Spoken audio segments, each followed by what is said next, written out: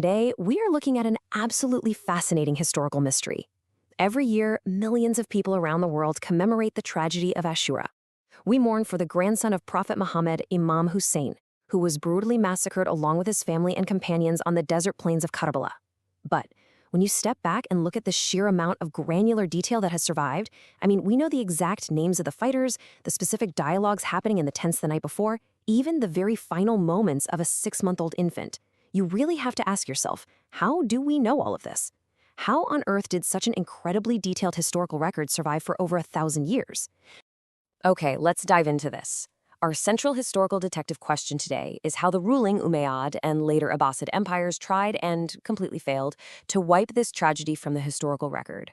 You see, the governments of the time went to immense, literally unbelievable lengths to suppress the truth of what actually happened out there in the desert. In the immediate aftermath, the ruling powers actually celebrated the massacre in Damascus as a grand victory. They deliberately withheld the identities of the victims from the public, just broadly labeling them as a family of rebels.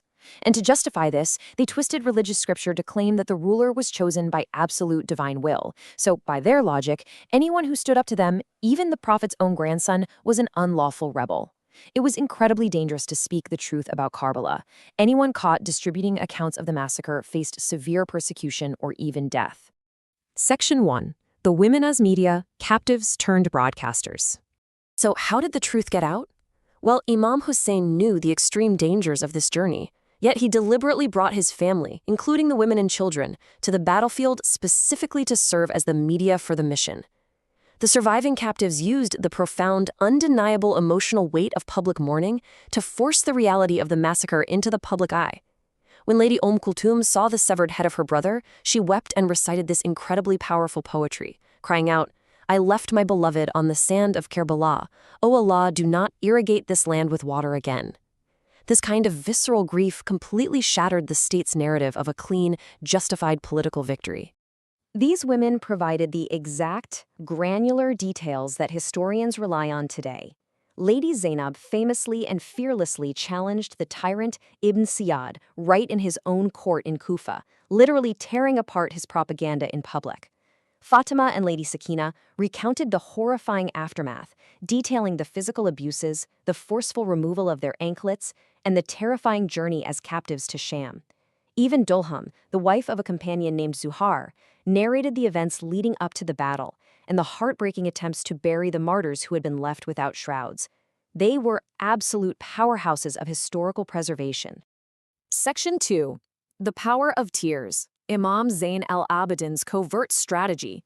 The most pivotal figure in this preservation effort was the fourth Imam, Zain al-Abidin, the surviving son of Imam Hussain. Living as a political prisoner under a fiercely oppressive regime where he couldn't speak freely, he ingeniously adopted covert methods. One of his most brilliant strategies was an educational outreach program through manumission. He would purchase slaves from the market, bring them into his home, and over the course of an entire year, give them a deep crash course in Islamic teachings and the true history of Karbala. Then, on the day of Arafah, he would free them all. But the only condition for their freedom? They had to travel and tell the story of what happened to his father wherever they went.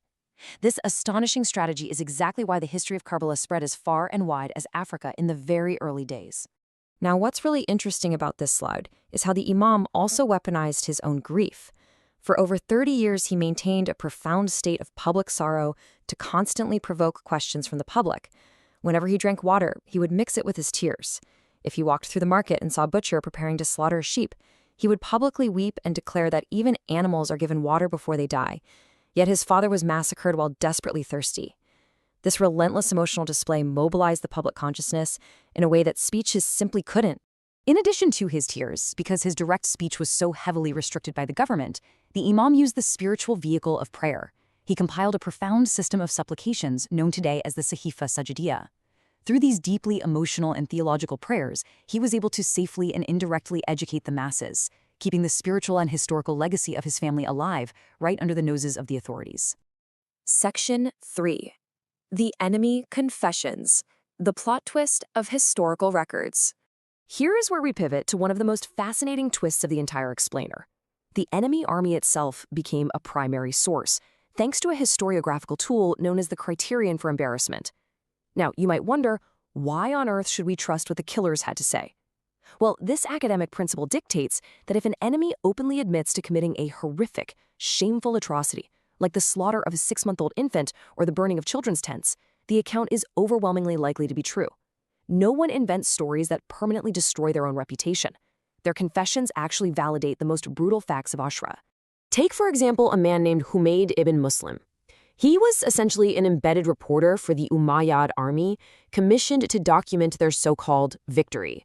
But what he actually witnessed completely broke him. It's through his reports that we know the heartbreaking details of Imam Hussain carrying his slain son Ali al-Akbar and the story of a young, terrified girl whose dress caught on fire. When Humayd tried to give her water, she refused it upon learning that her father had been killed thirsty, and instead turned toward Najaf to complain to her grandfather, Imam Ali. Humayd's immense remorse forced these devastating details directly into the historical record. And while enemies sometimes try to deflect blame or alter facts, like disputing whether the killer was Sinan or Shim, these claims were meticulously cross-referenced. Through the accounts of the surviving imams, according to the source materials, early spiritual texts, and the later interrogations by revolutionary leaders like Mukhtar al-Thaqafi, historians verified the exact truth. It was confirmed that Shim struck the final blow, and an archer named Harmala fired the 3-pronged arrow that killed the infant. Section 4. Documenting the tragedy. Cementing the oral history. So we have the women, the imam, and the enemy confessions. But how was this cemented permanently? And this brilliantly illustrates the immense dedication of early historians. A man named Abu Miknaf, regarded as one of the very first to document the event in Kufa, didn't just write down rumors. He operated with a highly rigorous methodology. He actively sought out and directly interviewed 39 eyewitness reporters who were physically present at Karbala, carefully validating their specific narratives to compile the first comprehensive account, known as a muqtal. Now, tracking the survival of these texts is honestly a miracle in itself. In the late 1st century, those eyewitness accounts were gathered. By the early 2nd century, Abu Miknaf compiled his primary manuscript. Unfortunately, due to intense government persecution of anyone carrying these texts, his original book was lost. But the data was miraculously saved.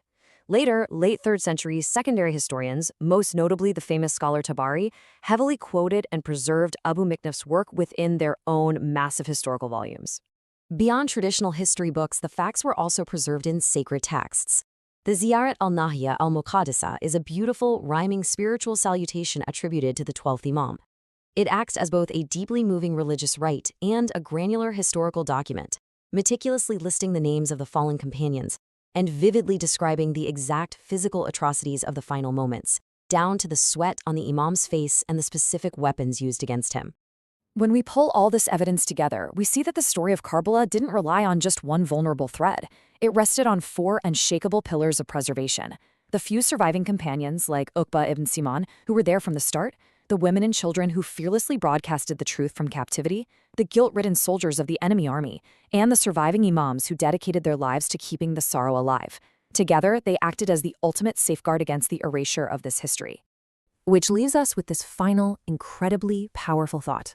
The rulers of the time had all the money, the absolute power, and the sword. They tried to bury one man and his family in an isolated desert. Yet through tears, strategic education, and the unyielding defiance of captive women, that suppressed history became the most thoroughly documented tragedy of its era. If a story so heavily censored can survive 1,000 years and still bring millions to tears today, how will the defiance of Ashura continue to spark revolutions in the human spirit for the millennia to come? It's something to deeply consider.